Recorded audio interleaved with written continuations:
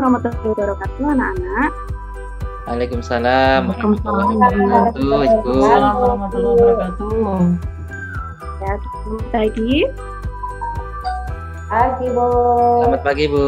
Ya, kalau Pagi. Ibu menyapa kalian dengan selamat pagi, kalian menjawabnya dengan semangat pagi, gitu ya. Ya, Bu. Bisa dipahami? Ya, Oke. Bu. Saya coba kembali. Selamat pagi anak-anak. Semangat pagi. Bu. Selamat pagi. Ulangi lagi, kayaknya kurang semangat ini. Selamat pagi anak-anak. Semangat pagi, Bu. Selamat pagi. Bu. Ya, bagaimana kabar kalian? Sehat? Alhamdulillah Baik, sehat, Bu. Baik, sehat. Bu. Nah, kalau saya tanya kabar, kalian jawabnya luar biasa. Seperti itu ya.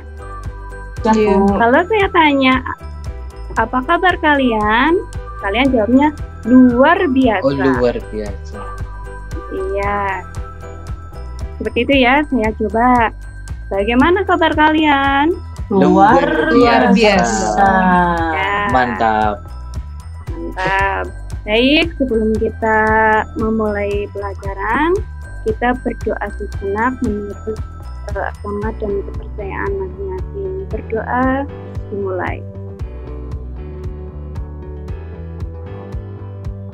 Berdoa selesai. Nah, anak-anak, pagi ini kita akan belajar mengenai teks eksposisi. Nanti kalian diharapkan bisa membedakan antara gagasan dan fakta. Tapi sebelum ke arah itu, Bu Rizky mau tanya nih, kalian pernah membaca sebuah artikel apa tidak? Pernah, Bu. Budi?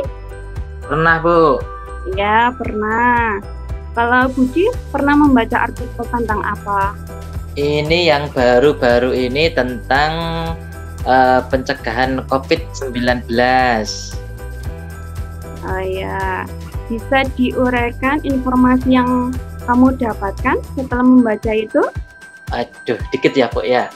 Ini Ya, untuk pencegahan ini masyarakat diminta tetap menggunakan protokol kesehatan meskipun ini vaksin ya, sudah mulai dilakukan, tapi harus tetap melakukan protokol kesehatan, pakai masker, jaga jarak, menghindari kerumunan dan sebagainya, cuci tangan dengan sabun dan sebagainya.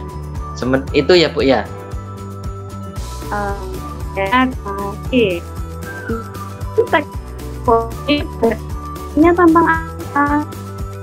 Putus-putus, Bu. Dalam sebuah teks eksposisi. Putus-putus. Nggak putus-putus tadi. Ayo, bagaimana sekarang? Oke, sudah jelas. Ya, gimana sekarang? Suara saya sudah jelas belum? Sudah, Sudah, Bu, Bu. sudah. Sudah, Ya, Bu. saya ulangi. Kalau kalian membaca artikel, berarti kalian mendapat apa? Informasi. Informasi kah? Atau berita? Apa pertanyaan? Berita. Informasi atau berita? Ya, jadi teks eksposisi pada intinya adalah mengandung sebuah informasi. Nah, informasi itu bertujuan agar pembacanya mendapatkan pengetahuan baru. Ya, lebih jelasnya saya akan menerangkan materi ya melalui PowerPoint. Ya, akan materinya melalui PowerPoint.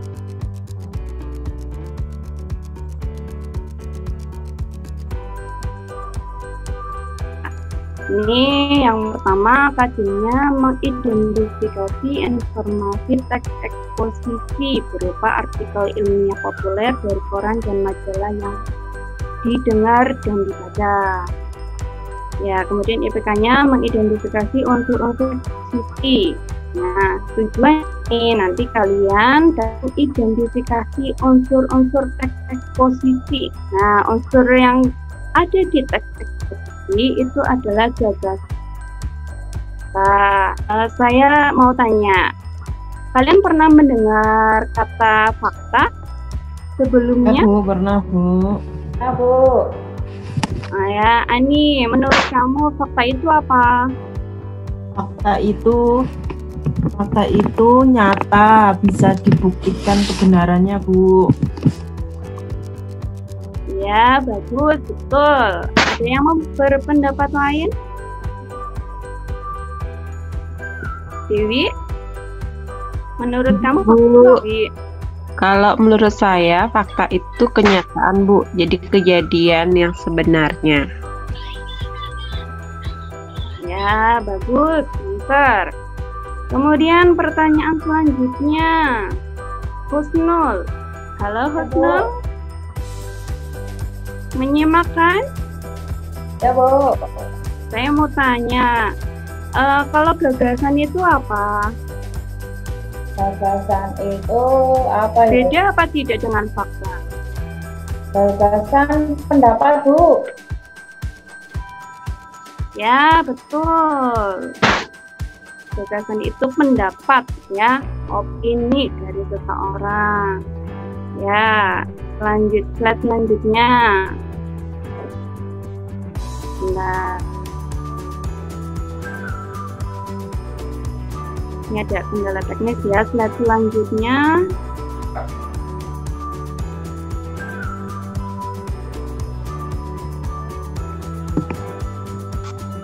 Ini mengenai pengertian teks eksposisi. Nah, jadi tadi saya sudah bertanya dengan Budi ya, pernah kamu membaca artikel. Nah, ternyata tadi Budi menjawabnya tentang pencegahan COVID ya. Nah, informasi yang didapat Budi tadi itu apa ya? Masih ingat, Tis? Mbak Tis mana ya? Tis? Iya, Bu. Di situ? Ya, Bu. Tadi Mohon maaf, Budi ada itu gangguan kan, sinyal, Bu. Iya, ada oh, gangguan iya. sinyal. Apa Ya, tadi, Bu, tidak pertanyaannya, Ibu? Bisa diulang? Itu tadi kan saya tanya Budi ya, pernah membaca artikel apa? Katanya tentang COVID, pencegahan COVID. Nah, tadi kamu Iya. menyimak apa tidak? Informasi yang didapat Budi itu tadi apa ya? Terputus-putus, Ibu, karena sinyal saya ada gangguan tadi. Betul. Iya. Oh, iya. Ada yang bisa bantu jawab?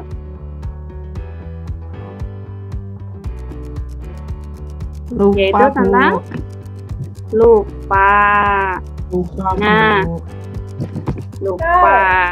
Belum sarapan kayaknya ini ya, baru tadi Iya, sudah Bu. lupa. Langsung saja ke teks posisi ya. Jadi teks posisi itu karangan berisi informasi atau pengetahuan. Nah, jadi kalau kita membaca teks eksposisi, nanti kita akan memiliki banyak pengetahuan. Seperti itu ya. Nah, temanya itu bisa pendidikan, ekonomi, kesehatan, dan lain sebagainya. Kalian kalau main internet itu suka baca-baca artikel apa tidak? Kadang Bu. Terus nol. Kadang Ani Iya, jangan hanya Bu. baca WA ya. Ya, Iya, Bu. jangan hanya baca status orang, segala artikel. Biar sekali dapat pengetahuan yang banyak ya anak-anak ya. Ya, Bu. Iya, Bu. Ya. Kemudian slide selanjutnya.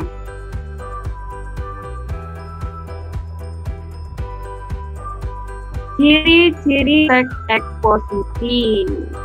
Yang pertama jelas ya bahwa eksposisi itu menjelaskan informasi atau pengetahuan. Yang kedua, bentuk tulisannya itu lugas, singkat, padat, jelas ya. Kemudian berisi fakta dan gagasan. Nah, ini yang nanti akan kita bahas ya supaya kalian lebih paham lagi perbedaannya. Kemudian menggunakan bahasa baku atau bahasa resmi ya, bukan bahasa gaul. Kemudian yang selanjutnya itu bersifat netral dan objektif ya, itu maksudnya adalah tidak memihak atau memaksakan kehendak penulis pada pembaca. Jadi informasi yang diberikan itu harus betul ya. Ya, sampai di sini ada yang mau bertanya? Jelas mengenai ciri-ciri teks eksposisi?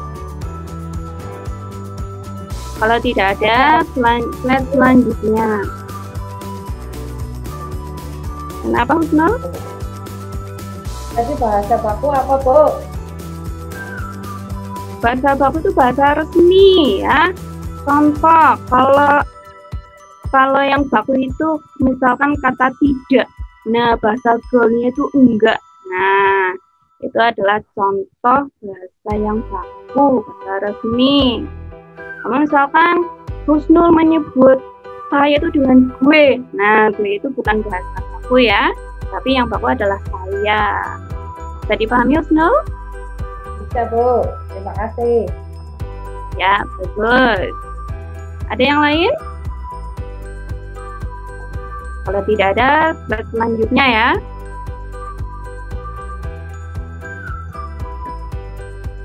Ya, ini ya yang akan kita pahami lebih mendalam, yaitu tentang unsur eksposisi. Kalian bisa cermati di situ ya. Yang pertama adalah gagasan, disebut juga ide, pendapat, atau opini. Cirinya yang pertama, tidak dapat atau belum dapat dibuktikan kebenarannya, jadi belum pasti ya. Kemudian bersifat subjektif.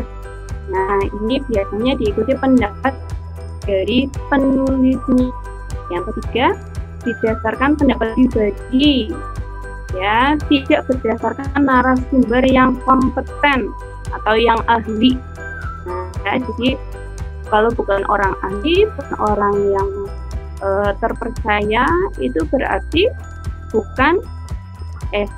berarti gagasan ya. Kemudian yang berikutnya adalah menunjukkan peristiwa yang belum pasti terjadi.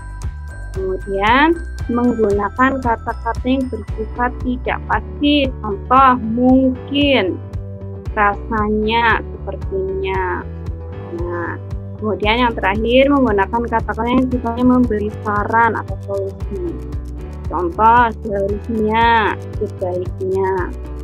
Nah, lanjut berikutnya itu mengenai contoh kalimat yang mengandung gagasan. Nah, bisa terlihat ya, kalian bisa cermati contoh-contoh gagasan. Nah, pengelolaan hutan tidak menunjukkan arah tanda-tanda perbaikan dibanding tahun sebelumnya. Nah, ini ya, ini tidak ada narasumbernya, tidak ada tahun yang pasti. Nah, sehingga ini merupakan gagasan. Sebelumnya kapan? Tidak diberikan kan, makanya ini namanya gagasan. Kemudian sering mandi di malam hari bisa menyebabkan rematik. Nah, ini yang berbicara siapa di situ? Ada apa tidak? Tidak ada, Bu. Tidak Ya, ada. karena tidak ada, makanya ini namanya gagasan ya. Kecuali kalau dokter yang berbicara, nah ini bisa menjadi fakta. Kemudian contoh yang ketiga, sepertinya nanti sore akan turun hujan dan angin yang disertai dengan angin kencang. Nah, ini juga namanya gagasan karena ada kata apa? Sepertinya. Angin. Sepertinya. Nanti sore, Nah, Bu. pintar, Budi. Nanti sore. Ya, sepertinya berarti kan belum Terjadi. pasti. Iya, betul ya. Belum terjadi. Jadi tidak bisa dibuktikan. Dari penjelasan tadi mengenai ciri dan contoh gagasannya, sampai di sini ada yang mau bertanya sebelum masuk ke fakta? Sudah jelas ya? Sudah paham?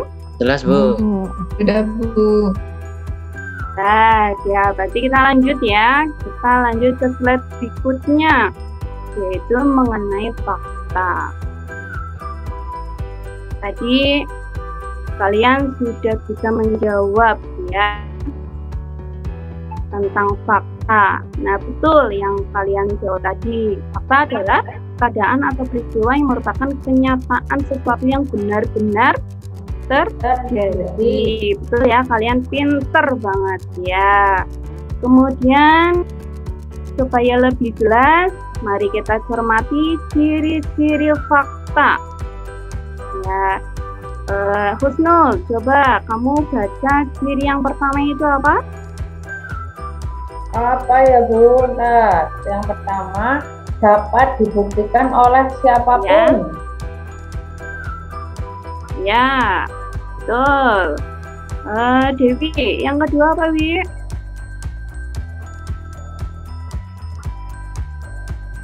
Devi. Izin Bu, Iya, tadi bilang ini ya. Ya, sorry Bu, tadi sinyalnya di sini saya nggak dengar apa yang Bu jelaskan. Iya Bu. Iya. Nomor 2 itu apa ciri fakta? Berisi informasi atau data yang akurat mengenai sebuah kejadian seperti kejadian waktu kejadian dan lokasi kejadian, Bu. Ya, bagus. Budi, yang ketiga, silakan dibaca. Bersifat objektif, artinya data yang ditampilkan benar-benar sesuai kenyataan, tidak dibuat-buat dan tidak dipengaruhi pandangan pribadi penulis. Ya. Kemudian Ani, silakan Ani. Ya Bu, Baca. ya. Ciri selanjutnya adalah fakta itu bisa menjawab pertanyaan dari apa, siapa, di mana, kapan, dan mengapa, serta bagaimana. Itu Bu. Ya, betul. Ya. Yang selanjutnya, Tif, silakan dibaca kelanjutannya. Ya Ibu, disertai data, angka yang menunjukkan statistik atau jumlah sebenarnya dalam sebuah kejadian. Benar itu Bu ya, karena Ya, sinyal saya kurang makasih bagus ya. nih. Ya. Oh iya, tidak apa-apa. Yang terakhir saya baca sendiri. Berasal dari sumber terpercaya, misalkan narasumber yang kompeten, dari hasil penelitian atau dari data tertentu. Nah, untuk lebih jelasnya, kita perhatikan slide berikutnya ya, yaitu tentang contoh-contoh fakta. Ya, contoh fakta yang pertama, kalian bisa cermati ya. Itu yang pertama adalah jumlah pasien virus corona di Indonesia bertambah banyak. Sebanyak 55 kasus pada Rabu 18 Maret 2020 malam hingga Kamis 19 Maret 2020 pukul 10 WIB hari ini total pasien yang COVID di Indonesia menjadi 227 kasus. Nah, itu berarti menjawab tadi apa? Menjawab 5W 1 ya? 1H. Ya, itu ada keterangan waktunya ya, kemudian ada angkanya. Angkanya itu apa? Angkanya itu contohnya yang 55 kasus, betul Ani. Kemudian ada angka lagi. Tanggal Bu, tanggal. Mati semuanya. Tanggal. Betul ya, itu menunjukkan waktu. Kapan ya, when. Ya, betul. Bentar ya. Kemudian ada angka lagi yaitu 227 Jumlah kasus. terus ya jumlah, kemudian 11 sembuh, 19 meninggal. Itu namanya fakta ya, jadi jelas pasti benarnya karena ada data-data yang terpercaya. Kemudian yang kedua itu ya, berdasarkan data FAO tahun 2010 dan sampai titik itu ya, itu namanya fakta ya. Kalau yang kedua kenapa fakta? Ada yang bisa menjawab datanya, Bu. mengapa disebut fakta? Ada data buktinya Bu. Ani, iya? Ada datanya Bu. Oh Itu dan iya, sudah bisa terjadi dibacakan. Berdasarkan data Oh ya, sudah tersedia berdasarkan data FAO ya. tahun betul. 2010. Nah, ya betul ya, ada data FAO, ada tahunnya, jadi jelas itu sudah terjadi. Nah, sampai di sini sudah bisa dipahami atau ada yang masih bingung? Paham, Bu. Sudah paham, Bu? Paham ya, alhamdulillah ya. Lanjut ya. Nanti kalian berkelompok ya. Kelompoknya sudah ada kan ya, dulu sudah saya bentuk ya. Jadi kelompoknya masih tetap. Ya, masih tetap. Tugasnya apa? Yaitu nanti kalian mencari gagasan dan fakta yang ada dalam teks. Nah, nanti saya akan tayangkan contoh artikel atau contoh teks eksposisi.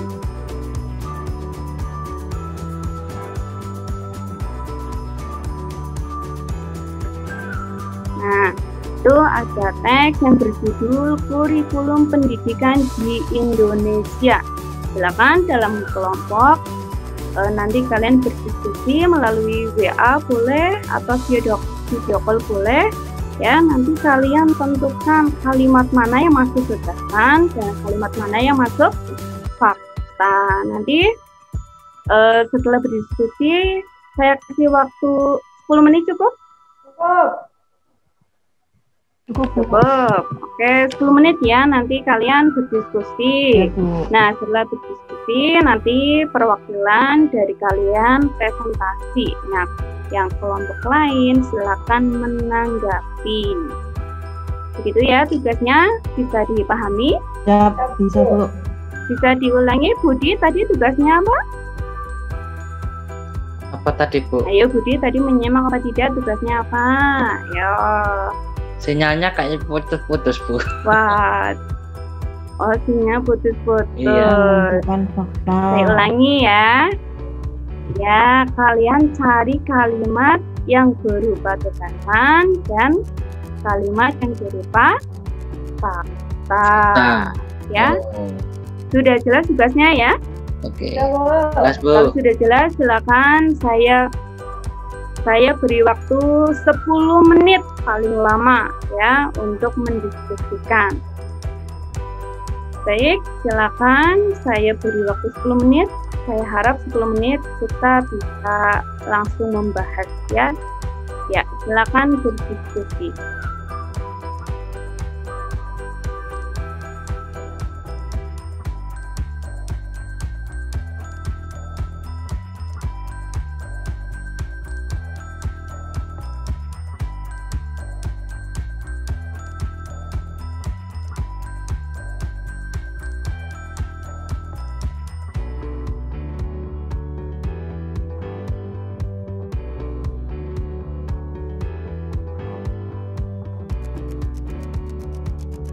Baik, 10 menit sudah berlalu. Kalian sudah selesai mengerjakan?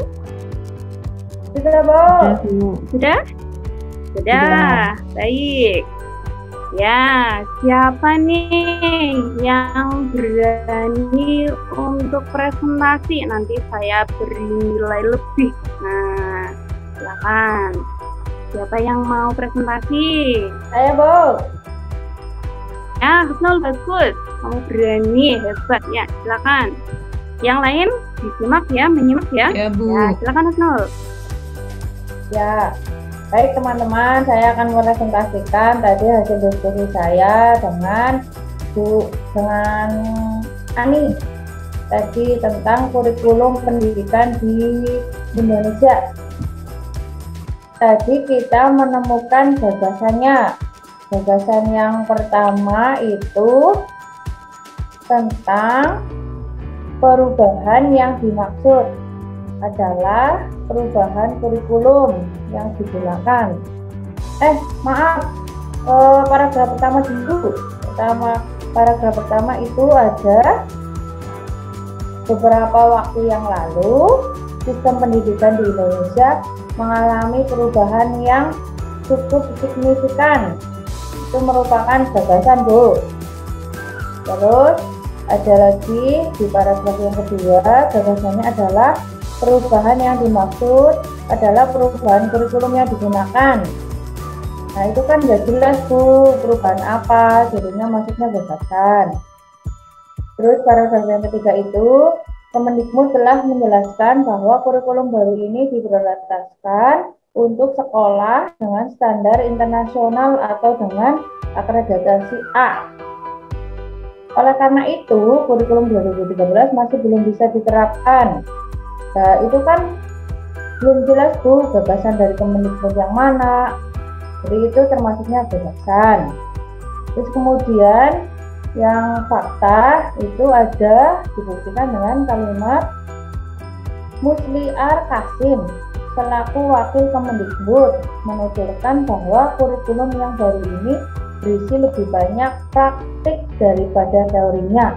Nah itu kenapa fakta Bu? Karena itu merupakan pendapat maksudnya fakta yang diutarakan oleh Musliar Bu. Ya Bu, sekian Bu dari saya. Ya, terima kasih Husnul, bagus ya, pinter kamu. Ada yang mau menanggapi kelompok lain?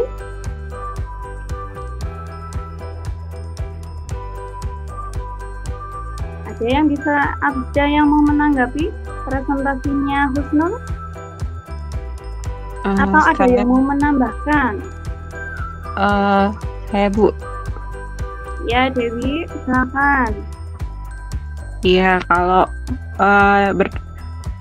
dari diskusi saya bersama dengan Budi, jadi yang sebentar Bu, coba saya lihat dulu hasil diskusi saya. Nah,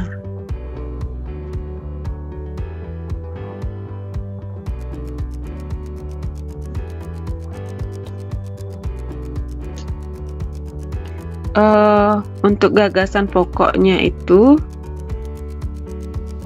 coba saya bisa lihat ya.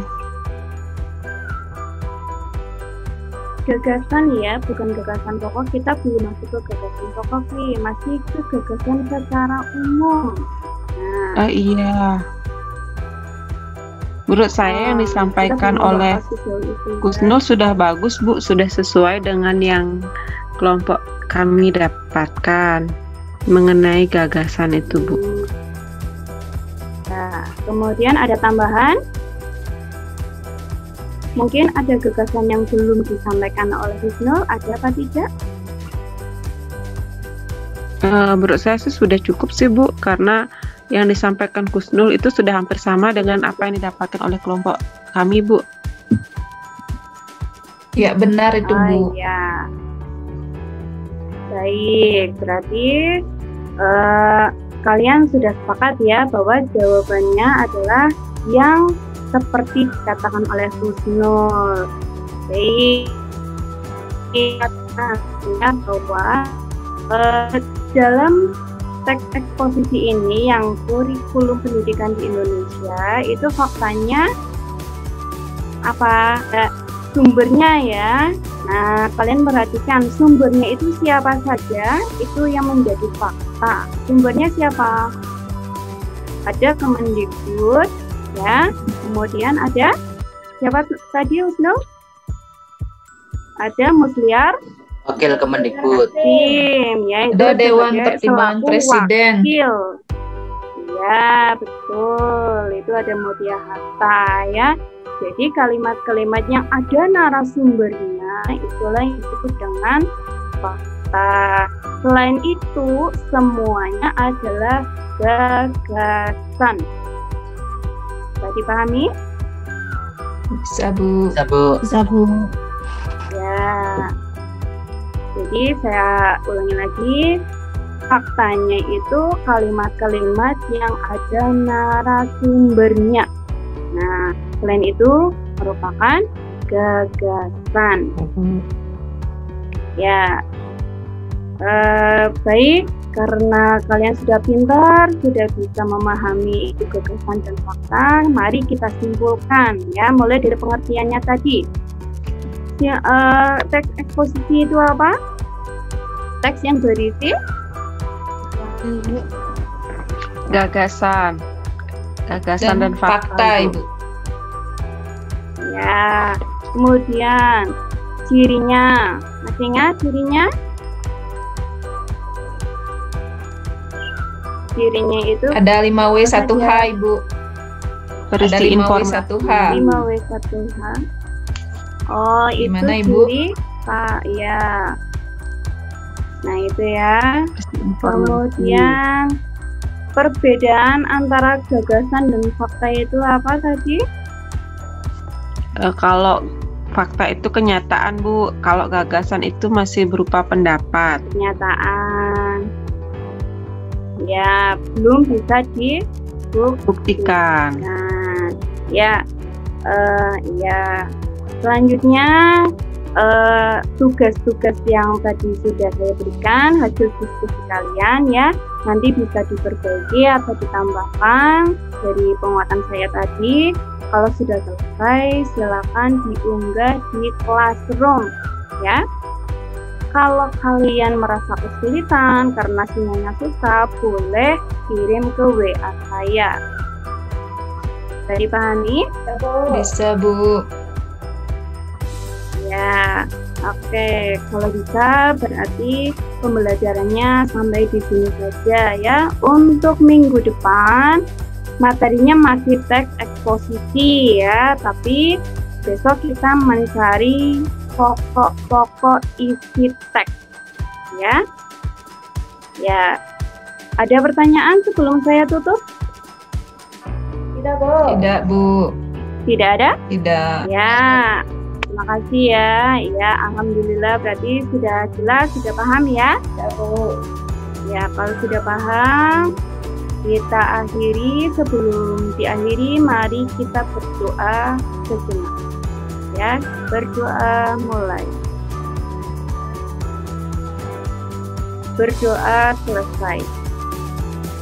Ya, terima kasih untuk pembelajaran hari ini. Kalian pintar, kalian semangat. Dilanjutkan untuk pertemuan-pertemuan selanjutnya, tetap semangat ya. Ya, Bu. Ya, Bu. Terima kasih, Selamat Bu. pagi. Selamat pagi. Bu. Selamat pagi. Tadi jawabnya apa? Semangat. Semangat. Semangat pagi. Ya, Kak Iri, wassalamualaikum warahmatullahi wabarakatuh. Waalaikumsalam warahmatullahi wabarakatuh.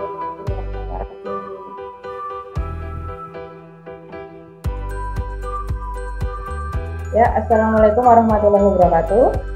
Waalaikumsalam warahmatullahi wabarakatuh. Iya, mohon maaf tadi Bu Rizkia ya. Tadi saya sudah melihat presentasi pembelajaran dari Bu Rizkia. Itu tadi saya lihat langkah demi langkah tentang teks eksposisi itu sudah lengkap. Dari pendahuluan tadi sudah ada doa, kabar, terus menanyakan absensi, juga perhatian kepada siswa, seperti itu juga sudah ada. Terus kemudian di bagian inti itu juga tadi saya lihat ya, sesuai dengan perangkat pembelajarannya itu sudah pas, ada pemaparan materi, kemudian di dalam pemaparan materi juga Bu Rizkia sudah mengaitkan antara materi dengan siswanya. Itu tandanya bahwa Bu Rizkia sudah membuktikan bahwa siswa itu pada pembelajaran abadi 21 sebagai subjek, seperti itu. Oke. Terus kemudian tadi di bagian penutup juga sudah ada refleksi, penguatan, dan juga penarikan kesimpulan yang lagi-lagi menarik siswanya untuk aktif, Bu Rizkia. Ya. Saya tahap demi tahap sudah lengkap. Hanya saja masukkan saja ini untuk di awal pertemuan, alangkah baiknya kita kaitkan dengan materi sebelumnya. Materi sebelumnya itu tentang apa atau pada apa, kaitkan dengan materi yang sekarang. Atau kalau tidak ada hubungannya dengan KD, ya kita ingatkanlah supaya mereka ingat materi yang kemarin kita. Terus yang kedua, teks eksposisi itu kan ada gagasan, kemudian ada fakta. Alangkah baiknya jikalau disebutkan tentang video orang yang sedang memberikan gagasan dan orang yang sedang mengutarakan fakta atau kejadian atau peristiwa yang menunjukkan fakta. Begitu. Kalau nggak video ya gambar, supaya anak itu lebih tertarik, lebih bersemangat. Gitu. Tapi sudah semangat, sudah bagus sekali, walaupun hanya bentuk teks sama ya, tapi sudah bagus, cuman perlu ditambahkan media yang lain. Gitu. Karena ini hubungannya dengan fakta atau opini yang biasa kita sering lihat dan lihat di televisi. Jadi ada hubungannya dengan kehidupan sehari-hari juga. Maaf nih Bu Rizya. Ya, Ibu terima kasih ya atas masukannya. Untuk video atau gambar ya, untuk kedepannya saya akan lebih menyisipkan ya, supaya siswa itu lebih tertarik. Ya, terima kasih Ibu Husnul. Kemudian untuk yang mengaitkan materi yang lalu, iya saya lupa tidak menanyakan materi yang minggu lalu apa. Jadi ini bukan yang bagus dari Ibu Husnul. Terima kasih, semoga kedepannya saya bisa lebih baik. Terima kasih Ibu. Wassalamualaikum warahmatullahi wabarakatuh. Waalaikumsalam warahmatullahi wabarakatuh.